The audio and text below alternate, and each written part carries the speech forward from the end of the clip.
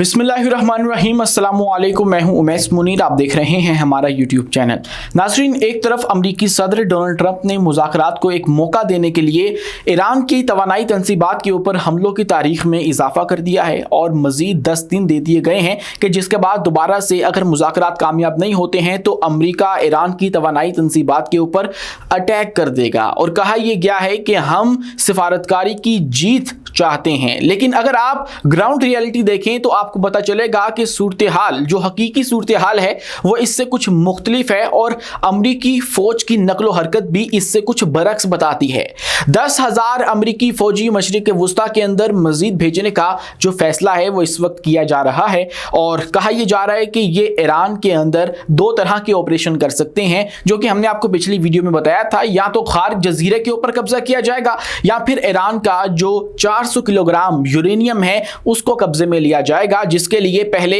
2,000 फौजी भेजने का जो फैसला है पेंटागन ने किया था, लेकिन अब इसको बढ़ाकर 10,000 कर दिया गया है। लेकिन असल खबर यह नहीं है। असल खबर यह है कि ईरान ने 1 मिलियन जो अपने फौजी हैं उनको मुतहरक कर दिया है, उनको मोबिलाइज करना शुरू कर दिया है और तमाम तर अपने जो फौजी हैं उनको ग्राउंड ऑपरेशन के लिए हाई अलर्ट पे कर दिया है कि किसी भी वक्त अगर ट्रंप ये फैसला करता है कि हमने ईरान के अंदर घुस के वहां पे कोई ऑपरेशन करना है तो उनको मुंह तोड़ जवाब दिया जा सके। इसके मुतालिक कुछ अहम तफसीलात हैं जो कि आपके सामने रखता हूं, लेकिन उससे पहले जरा ये खबर मुलाहिजा कीजिए कि अमेरिका ने 4 हफ्तों के अंदर, मतलब जब ये जंग शुरू हुई थी तो 3 से 4 हफ्तों का अंदाजा लगाया गया था अमेरिका की जानिब से, पेंटागन की जानिब से, कि हमने 3 से 4 हफ्तों के अंदर इस जंग को वाइंड अप करना है और ईरान को मलियामेट कर देना है। मलियामेट तो उन्होंने बहुत हद तक कर दिया, मतलब इमारतें तो तबाह कर दी हैं, लेकिन लोग जो हैं उनके हौसले अभी भी बुलंद हैं और जो इमारतें हैं उसके अलावा ईरान के अंदर कोई भी भारी जो नुकसान है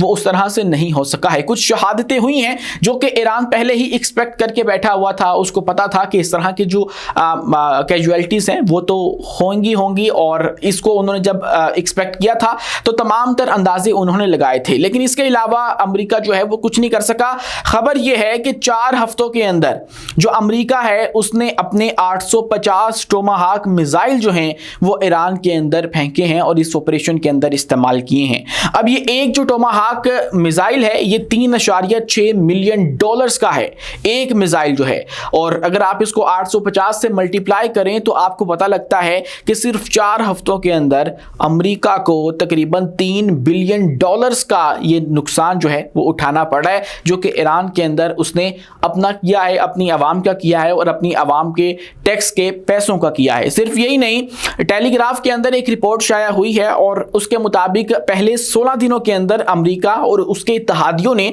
11,000 हथियार इस्तेमाल किए और पहले 16 दिनों का ये फिगर है कि अमेरिका को $26 अरब का नुकसान उठाना पड़ा है। और इसको जो हासिल वसूल हुआ वो कुछ भी नहीं है, वो सिर्फ ये है कि ईरान के अंदर खौफ व हरास फैलाने की कोशिश ये करने में कामयाब हुए हैं। अपनी जो दहशतगर्दी है वो आलमी तौर पे मनवाने में थोड़ा सा कामयाब शायद हुए हों, लेकिन ईरान को गिराने में, ईरान की हुकूमत को, ईरान के निज़ाम को गिराने में टोटली ये नाकाम रहे हैं। तो ये अरबों डॉलर्स और खरबों डॉलर्स जो हैं वो किस लिए इस्तेमाल किए गए, ये वो सवाल है जो कि अमेरिका के अपने शहरी इस वक्त अपने जो हुकाम हैं उनसे पूछ रहे हैं। और इस वक्त जो पेंटागन के हुकाम हैं वो इस चीज़ को लेकर बहुत ज़्यादा तशवीश का इजहार कर रहे हैं कि भाई हमने ये टोमाहाक मिसाइल जो हैं वो इतनी बड़ी तादाद के अंदर ईरान के ऊपर इस्तेमाल कर दिए हैं, तो अब वापस हमने इनको बनाना कैसे है। हमें अगर तवील जंग के अंदर जाना था तो फिर हमें अपनी तैयारी मजबूत रखनी चाहिए थी, लेकिन अब चूंकि मिसाइलों के जो ज़खायर हैं उनकी कमी हो चुकी है और ये टोमाहाक मिसाइल वो मिसाइल हैं जिनको बनाने में, मतलब एक मिसाइल बनाने में 2 साल दरकार हैं और 2 साल लगकर ये एक मिसाइल तैयार होता है और इसके ऊपर कोई $3.6 मिलियन का जो सरमाया है वो लगता है। तो इसको ईरान के अंदर यूं आपने इस्तेमाल किया है तो अब हमारे पास ये ख़त्म होते चले जा रहे हैं। इसका क्या करना है, इसको लेकर जो तशवीश है वो इस वक्त पेंटागन के जो हुकाम हैं उनके अंदर पाई जा रही है और वो चाह रहे हैं कि इस तरह इस वक्त जो है वो किसी भी तरीके से जो जंग है वो बंद कर दी जाए। और शायद इसीलिए जो ट्रंप है वो भी मुख्तलिफ बहाने बनाकर इस जंग को बंद करने की कोशिश कर रहा है। कल ये खबर सामने आई थी कि अमेरिकी सदर जो हैं वो अपने इलेक्शन के ऊपर तवज्जो देना चाहते हैं, चीन के अंदर जो उनका दौरा आ रहा है उसके ऊपर तवज्जो देना चाहते हैं, इसीलिए वो चाहते हैं कि हम लोग इस जंग को 4 से 6 हफ्ते के अंदर निपटा दें। मतलब मुज़ाकरात की टेबल के ऊपर तो वो खुद ही आ चुके हैं। मतलब ईरान ने तो कहा कि हम आपके साथ मुज़ाकरात को तैयार नहीं है, लेकिन फिर ट्रंप की जानिब से एक बयान दिया जाता है कि हमें ईरान ने एक तोहफा दिया है, और वो तोहफा क्या था कि पाकिस्तान के झंडे वाले जो जहाज हैं वो आबने हुर्मुज़ से गुजरे हैं, और वो गुजरे हैं तो बाद में ट्रंप ने ये बताया है कि वो अमेरिका के जहाज थे। लेकिन अगर आप तमाम तर जो वहाँ की लोकेशन है या वहाँ की जो मैप है या वहाँ की जो तमाम तर आमदोरफ्त है उसको मॉनिटर करें तो आपको पता लगता है कि इस तरह के 10 जहाज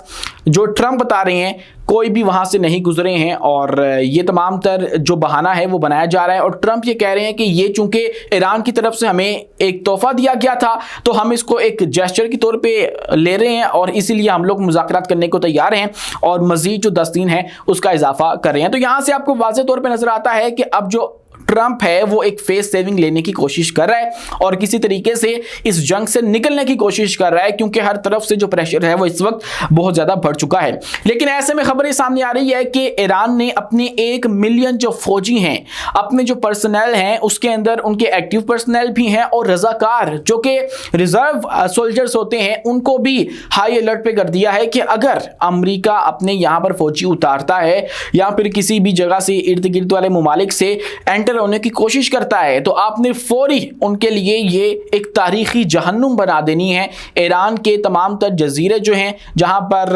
अमेरिका का कब्जा करने का जो इरादा है वो मौजूद है, आपने उनके लिए इसको एक जहन्नुम के तौर पे जो है वो साबित करना है। तो इसलिए उन्होंने अपने तमाम तर जो फौजी हैं उनको इस मिशन के ऊपर लगा दिया है। तो वहीं पर पेंटागन की जानिब से खबर सामने आ रही है कि वो अब 10,000 फौजी मशरिक वुस्ता के अंदर भेजना चाहते हैं। इससे पहले 50,000 जो हैं वो मशरिक वुस्ता के अंदर ऑलरेडी मौजूद हैं, अब 10,000 वो मजीद भेजना चाहते हैं। उसका मकसद गालिबन ये हो सकता है कि अगर मुज़ाकरात नाकाम होते हैं तो फिर जो ईरान है उसके ऊपर फौरी तौर पे एक ऑपरेशन किया जाए। लेकिन माहिरीन का कहना है कि अमेरिका को ये ऑपरेशन बहुत ज़्यादा महंगा पड़ने वाला है, बहुत ज़्यादा जानी नुकसान होने वाला है जो अमरीकी फ़ौजी हैं उनका। और कुछ माहिरीन तो इसके मुतालिक इस तरह से भी खबरदार कर रहे हैं कि अगर अमरीकी फ़ौजी यहाँ पर लैंड करते हैं तो फिर क्या होगा, ईरान उनको निशाना बनाएगा और उनका जब जानी नुकसान होगा तो ये माजी के अंदर आपको पर्ल हार्बर वाली जो मिसाल है उससे रिलेट होता हुआ नजर आता है कि जैसे पर्ल हार्बर के ऊपर अटैक हुआ था, जापान की जानिब से किया गया था, फिर अमेरिका ने उनके ऊपर अपना जो एटमी हथियार है वो चला दिया था। तो कहीं ऐसा ही ना हो जाए कि अगर ईरान इनके तमाम तर जो फौजी हैं उनको हलाक कर देता है तो फिर अमेरिका गुस्से में आके इनके ऊपर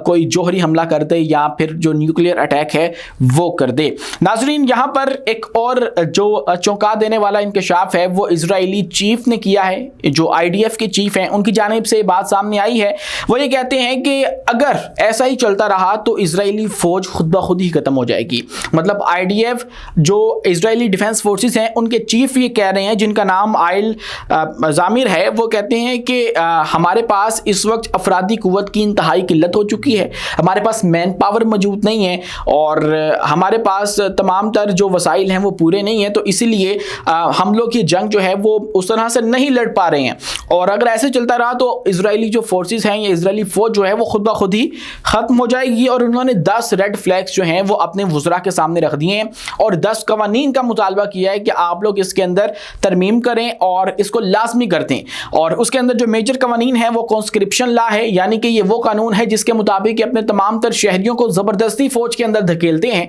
और कहते हैं कि आप लोग हमारे साथ आके लड़ो। उसके बाद जो रिजर्व सोल्जर्स वाला लॉ है उसके अंदर कुछ तरमीम की गई हैं। उसके बाद मैंडेटरी कर दिया गया है अपनी जो सर्विसेज हैं IDF के लिए उसको कि आपने फौज के अंदर लाजमी सर्व करना है। तो ये इजरायली जो अवाम है उनके लिए बहुत ज़्यादा बुरी खबर है कि ये उनको ज़बरदस्ती अपनी फौज के अंदर धकेलने की कोशिश कर रहे हैं। इससे पहले IDF के कुछ सोल्जर्स का जो एक तहफ़्फ़ुज़ सामने आया था वो ये था कि हमें जब हमारे ऊपर ईरान का अटैक होता है तो फिर हमारे पास सिर्फ दुआ करने के लिए और कोई ऑप्शन मौजूद नहीं होती। उनका ये मुतालबा था कि हमें बंकर्स मज़ीद दिए जाएं, क्योंकि हमारे पास बंकर्स की बहुत ज़्यादा कमी हो चुकी है, क्योंकि इस वक्त पूरा का पूरा जो इजराइल है वो ज़ेर ज़मीन है और बहुत जहाँ जहाँ भी अटैक होते हैं वहाँ पर फौरी तौर पर एक अलार्म जारी कर दिया जाता है कि आप फौरी तौर पर अपने बंकर्स में चले जाएँ, ज़ेर ज़मीन चल जाएँ, क्योंकि ईरान के मिसाइल आ रहे हैं। तो इसलिए बंकर्स की भी काफ़ी कमी हो चुकी है और जब ईरान के मिसाइल हकीकतन आते हैं तो फिर क्या होता है, फिर हम लोग हथियारों के साथ अपने हाथ उठा के सिर्फ दुआ करते हैं कि ये मिसाइल हमारे ऊपर ना कर गिर जाए। लेकिन इसी के साथ नाज़रीन किराम, एक इजरायली मेयर हैं शुमाली इलाका जात के, जो कि इजराइल के लुबनान के साथ लगते हैं, वो इस वक्त रो रहे हैं और उनकी एक वीडियो वायरल हो रही है और वो एक चैनल के ऊपर इंटरव्यू देते हुए रो रहे हैं। वो ये कहते हैं कि लुबनान की जानिब से जो हमारे ऊपर हमले किए जा रहे हैं उसने हमें तबाह कर दिया है और खौफ व हरास फैल चुका है हमारे इलाकों में, और कहते हैं कि 2/3 जो शहरी हैं वो ये इलाके छोड़कर जा चुके हैं। और उनके कहते हैं कि ऐसा महसूस होता है कि जो हमारा तमाम तर सिक्योरिटी का निज़ाम है वो अब लुबनान के हवाले कर दिया गया है और हमारी जो हुकूमत है वो हमारे साथ सपोर्ट नहीं कर रही है, क्योंकि ये वो इलाका है जो कि लुबनान के बिल्कुल साथ लगता है और लुबनान जिसके ऊपर इजराइल ने ताबड़तोड़ हमले किए थे, वहाँ पे ग्राउंड ऑपरेशन भी शुरू कर दिया था। तो फिर जब उनकी जानिब से रिटेलिएशन की जाती है तो वो इन्हीं इलाकों को आखिर मुतासर करती है जहाँ से अब ये तहफ़्फ़ुज़ात सामने आ रहे हैं। और बाकायदा इजरायली मेयर इस वक्त रो रहा है मीडिया के ऊपर आकर कि भाई हमें बचाया जाए, ये जो हमले हमारे ऊपर किए जा रहे हैं इसके अंदर हमें बिल्कुल तनहा छोड़ दिया गया है हमारी हुकूमत की जानिब से और कोई भी इजराइल की हिमायत करता हुआ नज़र नहीं आ रहा है। लुबनान चूँकि जैसे ही गज़ा के अंदर जंग जारी थी तो तब भी लुबनान एक्टिव था और लुबनान ही जंग लड़ा था। अब जब ईरान के साथ ये मामला शुरू हुआ है तो तब भी जो एक वाहिद मुल्क ईरान के साथ खड़ा हुआ है वो लुबनान है। मतलब पूरा मुल्क नहीं, लुबनानी तंजीम जिसका मैं इस वक्त इस वीडियो में नाम नहीं ले सकता, वो बैन है, कलदम है और ये यूट्यूब जो है वो बहाना बनाकर ये वीडियो उड़ा देगी। इसकी कुछ पॉलिसीज़ ऐसी हैं। तो इसीलिए